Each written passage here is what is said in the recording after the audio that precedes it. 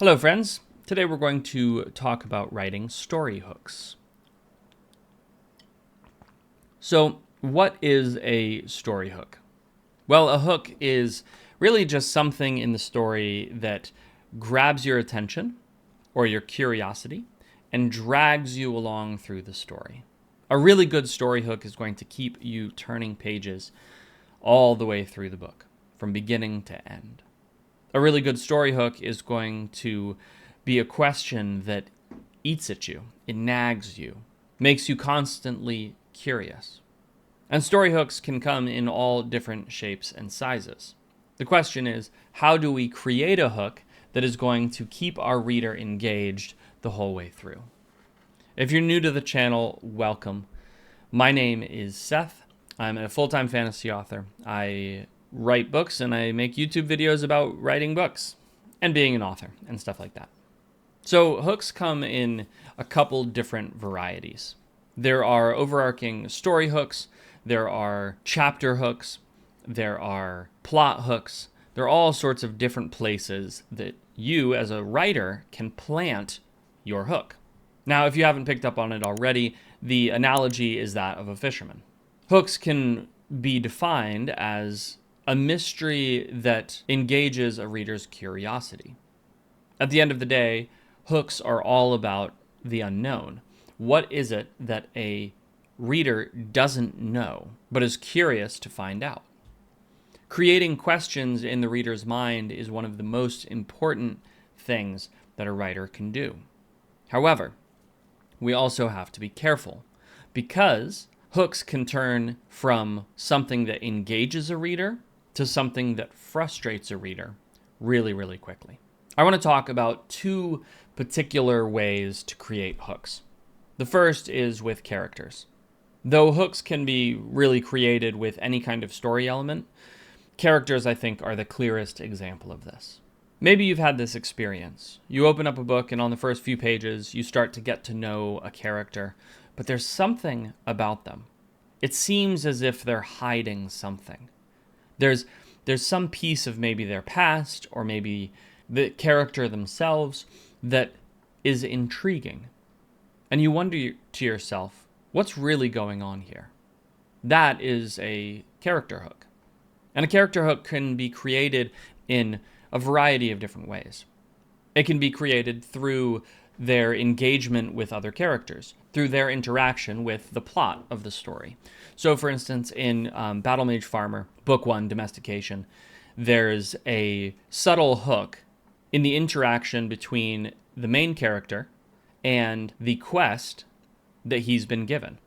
And you create hooks with characters by taking two things that should be at odds and making a connection between them. So for instance, the main character of Domestication, John, is a mage. And it's established really early on that people hate mages. All of a sudden, we have a character hook. Because John is on his way to a village, but I've just established that people hate mages. And so the question of how John is going to avoid being discovered is a subtle character hook. We have another hook in the way that John interacts with the quest that he has been given. In the beginning of the story, it's established that he has to forcefully restrain the mana around him, or the horse pulling his cart would burn to death. That's a pretty terrifying thing, and yet the quest he's on is to start a farm. And so once again, we have this juxtaposition between the very dangerous John and the very benign activity, starting a farm. Now, if you asked a reader, what hooked you into this story, they may not actually be able to tell you, because that's the thing about hooks. If they are very big and bold, they're actually less likely for a reader to swallow. And so when dealing with character hooks, learning how to take two things that seem like they shouldn't fit together and fitting them together is one of the most effective ways to create these hooks. Sometimes I think that writers get the wrong impression about hooks. They think that they need some sort of big hook that's going to drag a reader from the beginning to the end all the way through the story.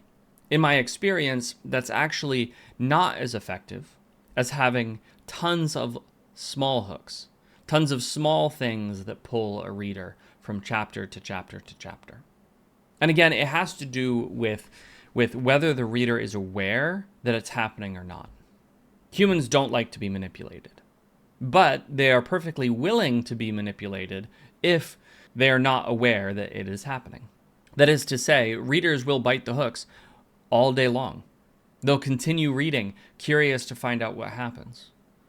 But if you make a big deal out of it, if you make it something that is really obvious, they're out. They'll find reasons not to continue. But in addition to creating hooks with your characters through story and plot, you can also create hooks with your world building. I just put one of the first chapters of a new series that I'm working on up on my Ream Stories account, and one of the readers gave me some feedback and listed a whole bunch of questions about the world that they had as a result of reading the first chapter. And that is a clear example of using world building hooks in order to grab the reader. In that particular series, the main city of New Emery is this last bastion of humanity's survival against a terrifying alien threat. And though I never come right out and say exactly what's going on in that first chapter, I planted tons of world building hooks in it. Small questions that engage the reader's curiosity, that make them want to turn to the next page just in case the answer is there. Is the city of New Emery alone? Are there other humans somewhere else? Are they fighting a losing war, or are they winning? There are all sorts of questions that you can introduce through your world building that are going to hook readers in, that are going to capture their imaginations and make them want to spend time in your world. And more importantly, read your book. But this does bring us to a really important caveat to this whole topic. And that is that if you don't answer those questions, your hooks backfire. See, hooks create cognitive dissonance. It creates an unanswered question. It creates a point of frustration. And if that frustration is mild enough, people won't even notice it. Your reader is just going to continue reading to try to answer the question, pulled along by the interesting bits of information that you're feeding them. In fact, I've heard it likened to a trail of breadcrumbs. If a bird is hopping along, eating the little bits of bread scattered around, and then all of a sudden there's no more bread, they're going to turn around and leave. They're going to fly away, and you're never going to see them again. And that's the danger of not fulfilling the implicit promise you make when you create a hook. Because if you create a hook, your implicit promise is that you will tell them that information. You will satisfy their curiosity. Now, the opposite is also true. If you were to create a hook and then on the next page just dump a truckload of information on them, they're equally likely to say, "Ooh, I'm not interested in this." In the same way that a bird hopping along after that trail of breadcrumbs, if they came to a whole loaf, would probably not continue on. There's enough there for them to eat for a long time. They would probably not continue to follow the trail of crumbs. So both of these are potential problems, not giving enough information or giving too much information. At the end of the day, creating hooks is about being able to thread that needle, to walk the line between engaging somebody's curiosity and satisfying their curiosity. And it takes a lot of practice to be able to do it really, really well. But it's a skill worth learning, because if you can learn it, you're going to find yourself never running out of readers. And every reader that picks up your books will likely turn into a fan, somebody who wants to read more of your books. Hopefully this video was helpful to you. If you have any questions, definitely leave them in the comments, and I'll get to them as best I can.